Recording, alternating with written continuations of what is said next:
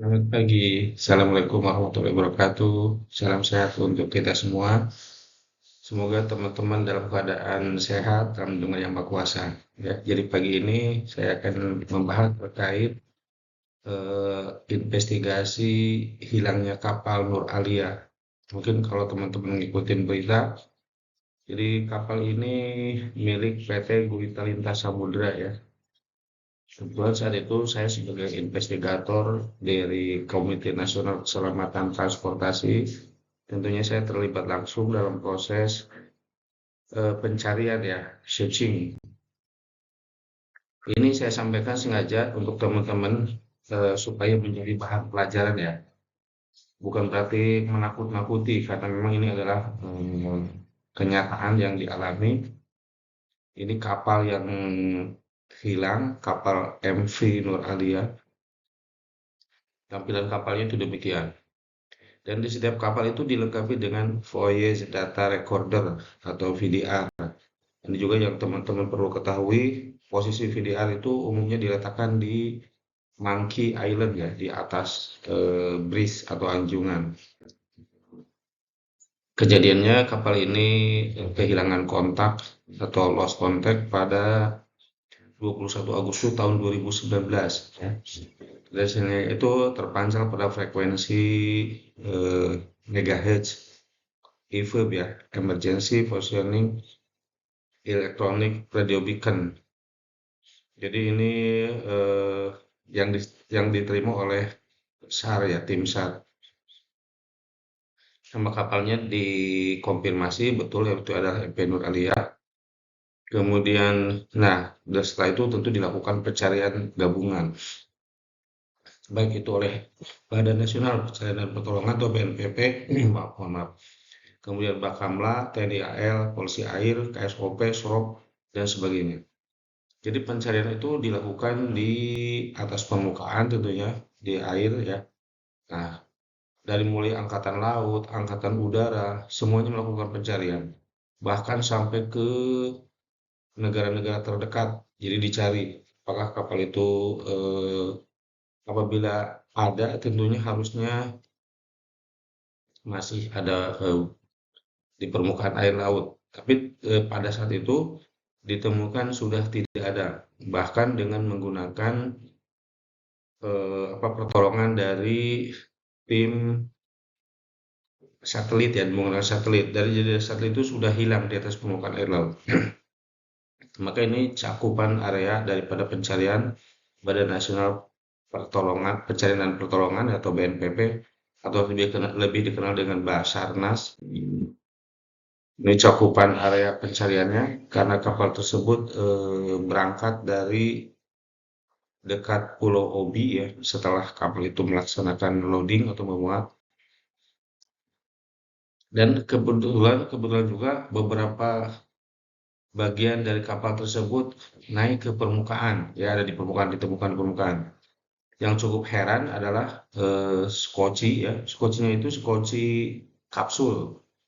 Nah, skoci kapsul itu sudah ditemukan dalam keadaan seperti di belah dua, ya. Bukan di belah dua, apa namanya? Dipangkas gitu ya, dipangkas. Kalau di belah dua kan bagian terbelah. Ini bagian itu seperti yang terpangkas. Jadi hanya yang menyisakan di bagian bawahnya saja. Seperti yang Anda lihat di bagian sebelah kiri. Kemudian ada juga fender ya, tire fender. Tire fender ini yang berbentuk kapsul. Ini yang biasa digunakan ketika kapal itu ship to ship, STS ya, karena kapal ini loadingnya juga dengan STS dengan tongkang ya, dengan baz. Dia memuatnya itu nikel ore atau biji biji untuk nikel, masih berbentuk tanah. Nah, ini pencariannya dilakukan juga dengan menggunakan alat komunikasi atau AIS dan bahkan langsung menghubungi ke pembuat AIS-nya langsung ya di Perancis. Nah, diketemukan memang bahwa AIS tersebut sudah tidak aktif ya, sudah lost contact. Nih, bahkan di searching area ya ditemukan pergerakan kapalnya ketika kapal itu bergerak dari setelah memuat Kapal itu memuat ini langsung ke marine traffic ya. Dari marine traffic berdasarkan data pergerakan automatic identification system atau AIS. Jadi kapal itu kelihatan, coba lihat tuh, bergerak ya. Pergerakan setelah selesai loading. Jadi di loadingnya itu complete loading sekitar jam malam ya, hampir malam, jam 18-an gitu. Dan kapal itu hilang kontaknya jam 03.55 kurang lebih dini hari. Jadi setelah belayar kurang lebih hampir hampir 10 jam kurang lebih ya. Dan kapal itu langsung hilang kontak di antara perairan Selat Seram. Nah, ini kapal masih berlayar, masih terpantau di AIS, dan ini AIS yang langsung dilihat dari pembuatnya, dari Prancis.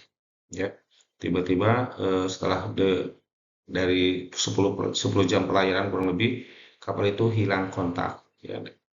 Jadi hilang kontaknya, hilang dari permukaan air laut. Ya, jadi sudah tidak ditemukan lagi.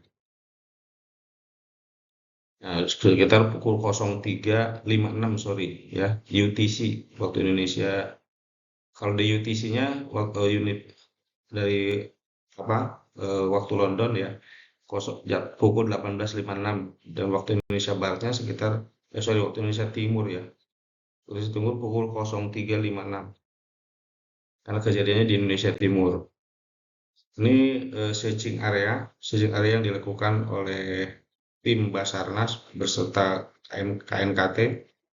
Jadi ada data AIS terakhir, kemudian posisi IPE, alur pelayaran, SARMAP, dan Inmarsat. Ini kebetulan saya termasuk dalam tim dalam proses pencarian yang di tahap 1 ya. Kemudian tahap 2 juga demikian, searching area menggunakan hidrometer. Nah, kemudian dilanjutkan juga dengan pendeteksian bawah air dengan menggunakan ULB atau ini untuk melihat adanya sinyal aktif daripada beacon ya. Dibantu juga dengan teman-teman dari Basarnas.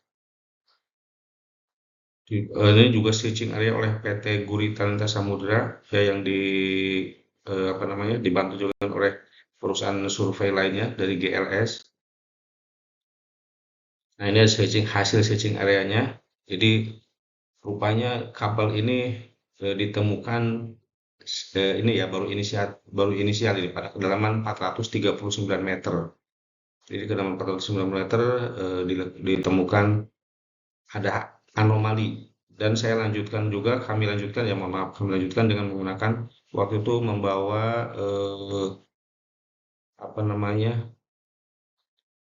membawa alat yang bisa melihat langsung posisi, yaitu ROV,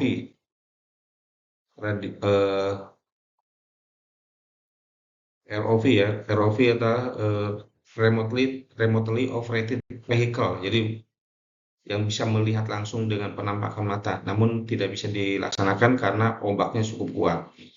Setelah itu kami tetap menggunakan multibeam.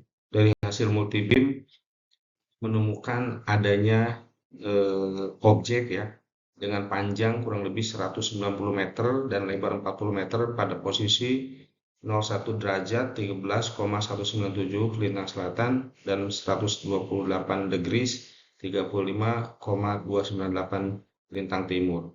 Ini adalah posisi yang kami yakini Nur Alia ya, karena panjang kapal Nur Alia itu kurang lebih 189 meter.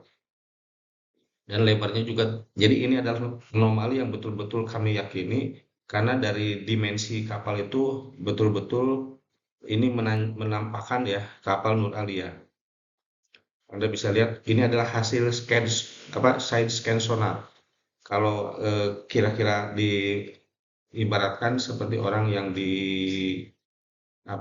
kalau perempuan hamil itu ada juga di kesehatan ya, ada juga di scan ya, hasil scannya itu menampakkan demikian ya. Jadi ini teman-teman jadi pembelajaran untuk kita semua, tentunya semoga tidak terjadi pada kapal teman-teman ya. hati-hati selalu dalam pelayaran. Semoga kita semuanya sukses dalam lindungan Yang Maha Kuasa. Tetap berupaya dan jangan lupa berdoa ya. Selamat pagi semuanya, salam sehat dan tetap semangat. Oke. Oh ya, dalam akhir penghujung tahun 2025 saya mengucapkan selamat mencapai tahun baru ya, nanti insya Allah 2026. Kurang lebihnya mohon maaf apabila ada yang saya sampaikan keliru. Tentu itu kekurangan dari saya ya. Selamat pagi semuanya, salam sehat dan assalamualaikum warahmatullahi wabarakatuh.